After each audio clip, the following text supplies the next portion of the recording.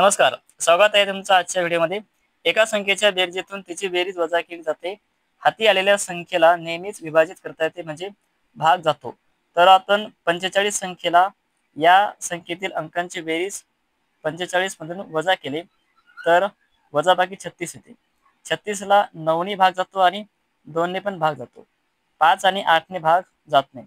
मग आपण 36 जर घेतले आणि या अंकांची बेरीज 6 अधिक 3 9, 36 वजा 9 केले तर वजाबाकी येते 27।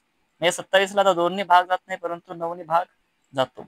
जर 27 घेतले आणि अंकांची बेरीज वजा केली 7 अधिक 2 9 18।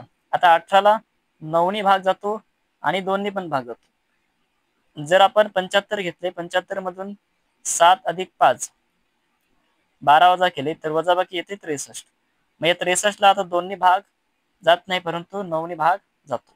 म्हणजे बेरजेतून एका संख्येच्या बेरजेतून तिची बेरीज अंकांची बेरीज वजा केली तर त्या संख्येला नेहमी 9 ने भाग जातो। पर्याय क्रमांक डी या ठिकाणी बरोबर आहे। 2100 चा गुणनखंड किती? आता 2100 तर यामध्ये 21 आहेत। 21 ला आपल्याला 7 त्रिक 21 7 त्रिक 21 असं लिहिता येईल आणि वरील 2 शून्य जशाला तसे। आता यामध्ये 30 आहेत।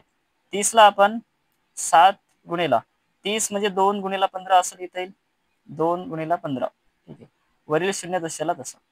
15 ला 3 गुणिला 5 लिहिता येते म्हणजे 7 गुणिला 2 गुणिला 3 गुणिला 5 आणि 1 शून्य जशाला तसा। 50 ला आपल्याला 5 गुणिला 10 असं लिहिता येईल म्हणजे 7 गुणिला 2 गुणिला 3 गुणिला 5 गुणिला 10 आणि 10 ला लिहिता येईल 2 गुणिला 5 ठीक आहे। म्हणजे 7 गुणिला 2 गुणिला 3 गुणिला 5 गुणिला 2 गुणिला 5 ठीक आहे।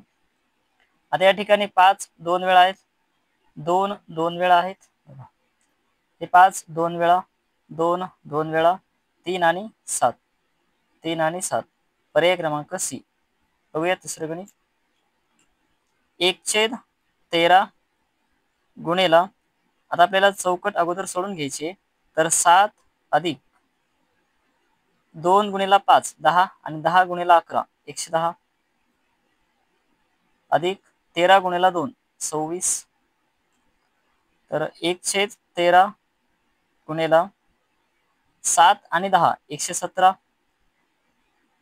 अधिक 26 मग 1/13 गुणिला 117 आणि 26 143 143 गुणिला 1 म्हणजेच 143/13। आता 13 ने या ठिकाणी भाग जातो। 13 1 13 14 वजा 13 1 आणि शिल्लक राहिले 3 ठीक आहे। परत 1 चा भाग बसतो म्हणजे 11 पर्याय क्रमांक सी। 4 चा घातांक 11 गुणिला 7 चा घातांक 5 गुणिला 11 चा घातांक 3। मग 4 चा घातांक 11 याला आपल्याला फोडून असं लिहिता येईल 2 चा घातांक 11 गुणिला 2 चा घातांक 11 गुणिला 7 चा घातांक 5 आणि 11 चा घातांक 3। तर या ठिकाणी 11 अधिक 11 अधिक 5 अधिक 3 11 आणि 11 22 अधिक 5 आणि 3 8 22 आणि 8 30 पर्याय क्रमांक डी। एका टाकीत 3 घनमीटर तेल आहे। या तेलापासून 750 मिलीच्या एकूण किती बॉटल भरल्या जातील? तर या प्रकारचे उदाहरण आपण यापूर्वी सुद्धा 2-3 पाहिलेले आहेत। तर सुरुवातीला 1 घनमीटर म्हणजे 1000 लिटर, तर 3 घनमीटर म्हणजे किती लिटर? तर 3000 लिटर। 3 घनमीटर म्हणजे 3000 लिटर। मग आपल्याला लिटरचं कशामध्ये करायचंय? मिलीमध्ये, कारण 750 हे कशामध्ये आहे? मिलीमध्ये। मग 3000 लिटरला जर मिलीमध्ये करायचं असेल तर याला 1000 ने गुणा, 3000 ला 1000 ने गुणा, हे झालं मिलीमध्ये। मग आपल्याला 750च्या काढायच्या आहेत तर याला भागायचं 750 ने। मग या ठिकाणी 15 ने भाग जातो। 15 ने या 30 ला जर भाग दिला 15 दोन्ही 30 वर 2 शून्य आणि इथं 5चा भाग जातो, इथे 1 0. आता या 50ने या 100ला भाग जातो, 50 गुणिला 2 100 आणि हे 0. आता इथे 2 आणि गुणिला 2 हे झाले 4 वर 3 0, म्हणजेच 4000. पर्याय क्रमांक बी. धन्यवाद.